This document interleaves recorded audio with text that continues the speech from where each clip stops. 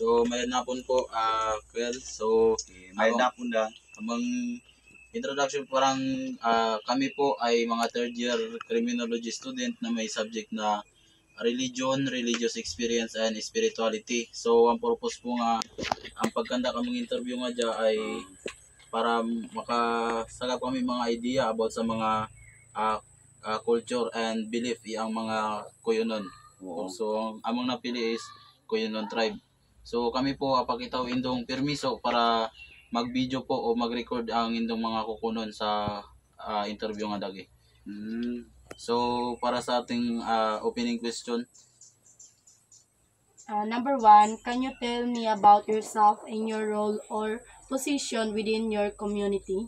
Pwede po nindo mga pakilala indong sa dili at kung ano po indong role or position digi sa komunidad.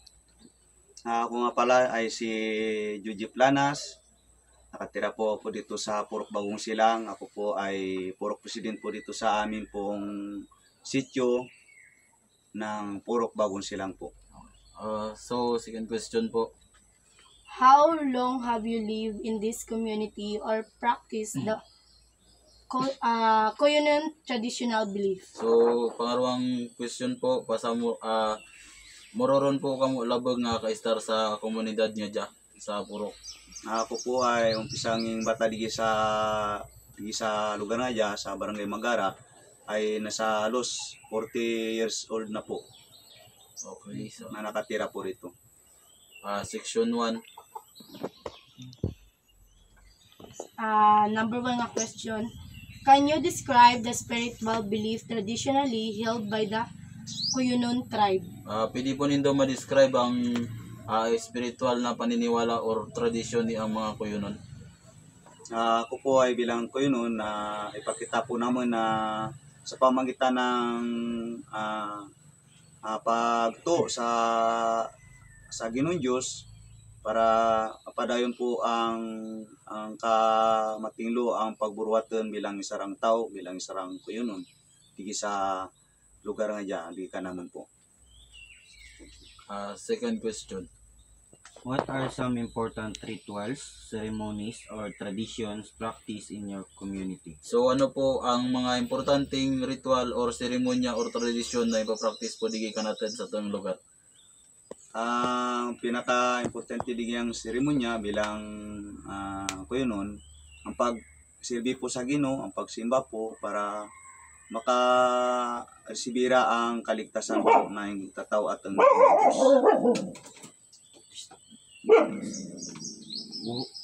Third question. Who are considered spiritual leaders or elders and what roles do they play? So sino po ang i-consider nga spiritual leader or mga nakakatanda or ano po ang andang role nga ingagampanan digi sa tong community? Sa pamangitan po sa buhay po ni Father Dick Kaabay na tanang po bilang spiritual director, pari po digi sa lugar nga dya, kung nga din tana ay agaturura ang bisarang Ginoo di ka naman sa Cuyonon, kami po ay bilang Cuyonon. Next question. How do these beliefs explain natural phenomena, health, sickness, and life events like birth and death? So pasamuro po ang indong paniniwala nga makapasamo rin mga papaliwanag about po sa kalusugan, pagkakasakit at pagbata o ang kamatayan po. Bilang Cuyonon na kami po ay agato sa Ginoo, tapos pag may agamar sakit ang pamilya, papasalangan mo sa aming manibulong o di kaya sa mga herbal po para magayad among pong pamilya at higit sa tanan ang pagsaligda sa atong Ginoong Diyos. Next question. How do these indigenous spiritual beliefs shape the identity of the Cuyonon people? So ang pasamuro po ang mga paniniwala ang Cuyonon nga makatabang para ma-build po ang sakataw bilang isang Cuyonon. Para ka naman makakatabang kami bilang sarang Cuyonon ay may bagyamon sa mga masikataw, unang-una sa mga bata para maturuan sa ang matilo kung paano magpakita ang matinglo bilang sarang tao para sa tanan po na kuyunon po. Number 2. In what ways do these practices help preserve Kuyunin culture and tradition? So sa pasamuro pong pamamaraan, ang mga practice ay makakatabang po na ma-preserve po ang paniniwala at kultura po ang mga kuyunon. Sa pamamagitan po ang pagtabang ang magabutangi karon po foundation o mga palabas po para ang mga tao, ang mga kabataan ay may mga pakarawat da, halimbawa lang basketball o volleyball o paano pang pwedeng ipakita bilang tradisyon ni ang kuyunon. Number 3. How important is it for younger generation to learn and practice these beliefs and why? Muro po importante kabay nga matutunan ni malaman ni ang mga kabataan nga pareho ka naman ang mga kundaging practices sa pagabot sa sa paniniwala po. Bilang sa pamagitan ng pagturo sa mga bata na sa matilong pagtuturo para mga bata ay malaman ang matilo at ang marimo para ipadayon-dayon nanda hanggang sa magbarul sanda paano sana magpakita bilang isang tao. Ikapat na tanong po, are there specific values or lesson taught through spiritual practices that are central to being Batak? Kuyunin. May mga specific po ba nga ituturo para po ang mga spiritual nga paniniwala ay maging sentro ang pagiging saka kuyunon po?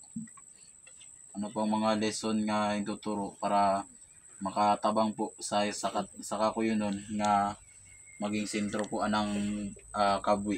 Unang-una po sa pagturo po sa bilang sa mga kabataan o sa mga malam para may pabot ang unang-una ang pangamuyo sa Ginoo, ang pagsimba, tapos ang pagtuturo ang kamatingluan para sa ang sarang tao ay hindi mapahamak, hindi madisgrasya, kundi dadaron sana sa matilong kayadan po. Dako na po tayo sa section 3. Challenges. So what are the challenges you face in maintaining and passing on these spiritual beliefs today? So ang tanong po dagi, ano po ang mga challenges or parang pagsubok po nga ma-maintain nindo or para po mapasa-pasa po ang mga paniniwalang dagi sa ating panahon nga dadi po?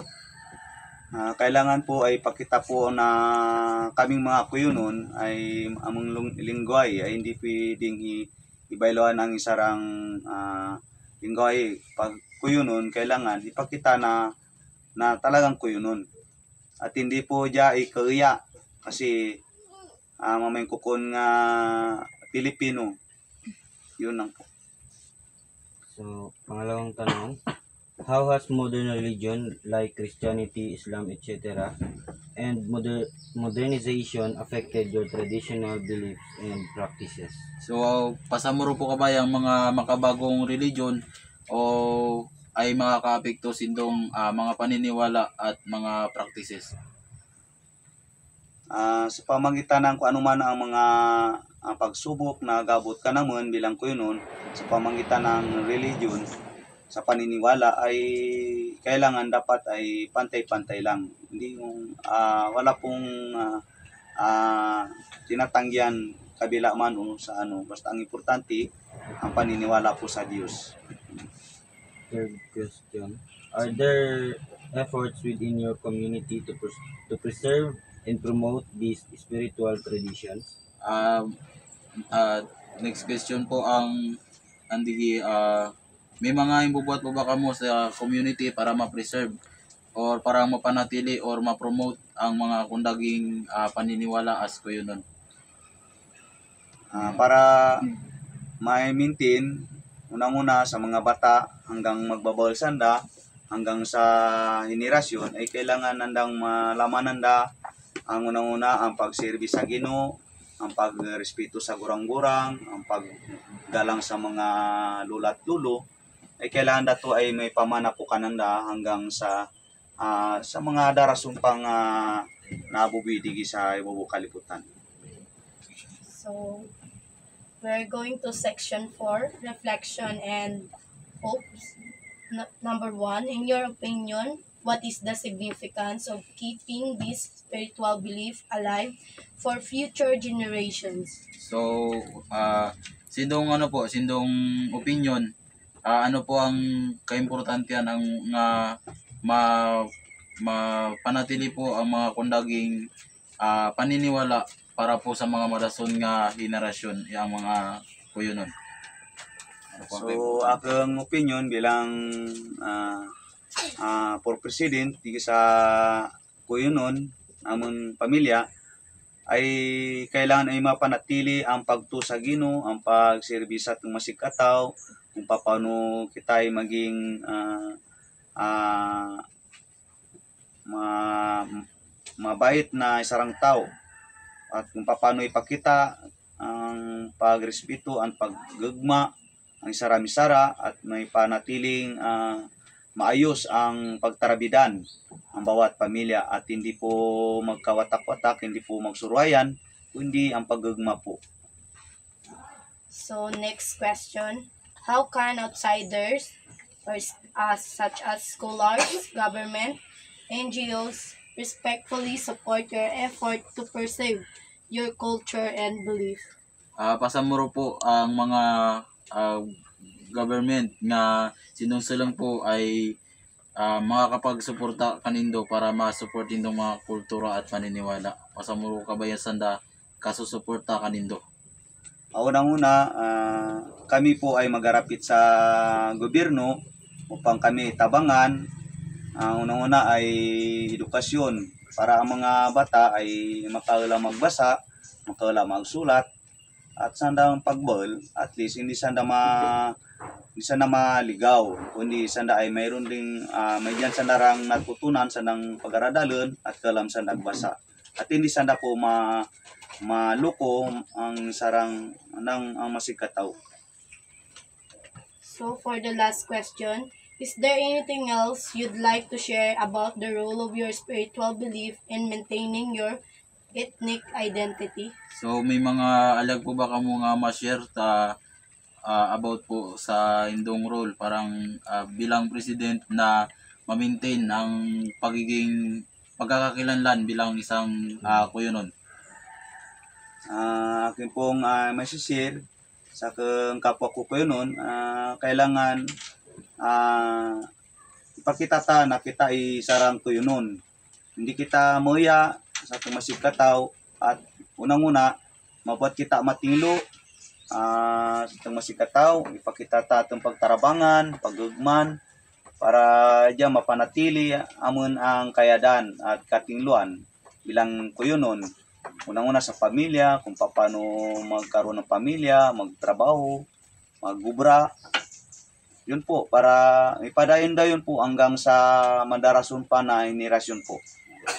So dito lamang po taga among mga pakiman sa interview. So kami po ay taos puso nga kapasalamat kanindo among grupo nga dya, pati ang criminology department nga impaunla kanindo po among pag-interview sa hapon nga dagi. So ato lamang po at matabang salamat. Salamat na po at welcome po kanindo sa ang pong kuyunon.